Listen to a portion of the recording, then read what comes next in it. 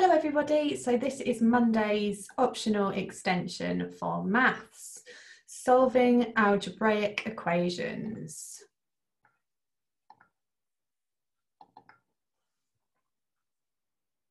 Okay, so what is algebra?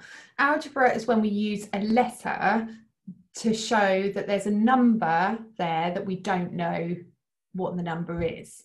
So just like you've been doing with your missing number calculations where we've used a box or a question mark, in algebra we use a letter to just show that that's a number but we don't know what the number is. So lots of people use algebra in businesses or even, you know, when we're talking and we don't know the number, you might sort of say, well, x add 3, if you're saying that when you're always adding 3 to an unknown number. So let me show you how we use algebra to solve equations. So k add 9 equals 16. In this, you can always, because you know the answer is 16, you can work out what k is. And we use the inverse to be able to work that out. So we know that the inverse to addition is subtraction. So all we need to do is use our inverse to work that out. 16 take away 9 equals what?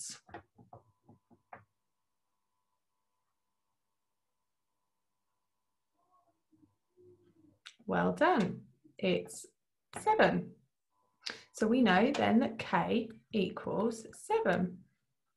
So we're using our inverse to work out the unknown quantity, the unknown amount, which is k.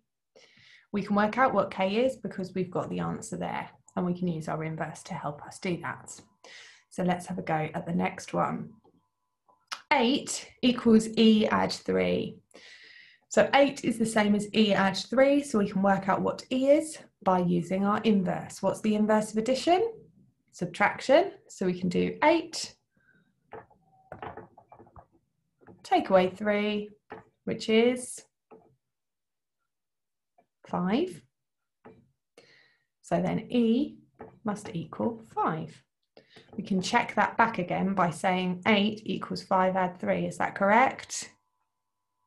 Yes, so we know that we're correct. E equals 5. If you have one that looks like this, 5t, if you have a number before a letter, it means that that's multiplication. So that means 5 times t. So that means 5 times by t, so 5 lots of t, add 4 equals 24. So this, we've got 2 steps to do. We've got 2 lots of inverses to do. So first of all, let's start with this add 4. We've got to use our inverse to take away that 4. So we're going to take away 4 from here to get rid of that, and take away 4 from 24, which gives us 20. Well done. So now we've just got 5t, which means 5 times t, 5 lots of t. So what would t be then if we know that 5t equals 20, 5 lots of t? We have to divide and share 20 by 5, because multiplication and division are also inverse. So 20 divided by 5 gives us 4. Well done. So we can check that again by saying 5 times 4 is 20, add 4 is 24. So we know that we're right. If you have one that looks like this symbol means divide by. Okay, so that means divide by. So 20 divided by f equals 5. So what would f be? We know that multiplication and division are also inverse. So we can do 20, oh, sorry. No, we'll start with, if we want to find out what f is, f equals 20 divided by 5, which equals 4. So F equals 4. We can check that again by reading it through and making sure we're correct. 20 divided by 4, so 20 shared into 4 equal groups equals 5. Is that correct? Yes, it is. So we know that we're right. So your task then, if you want to have a bit of extra maths today, is to work your way through some of these questions. You don't have to do them all, just do as many as you can within the time of the lesson. But these are the questions on the class page to have a go at. So A add 2 equals 6. You show you're working out by showing, show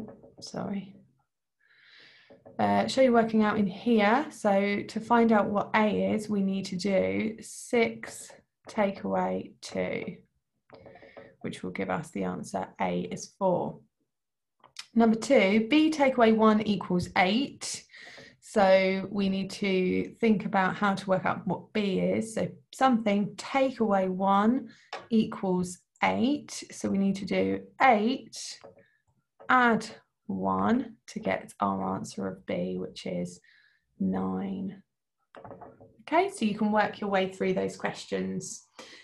If there are any that you aren't sure about, write down a little message and say what it was that you weren't sure about. And then if we do algebra again, then I can go through that for you.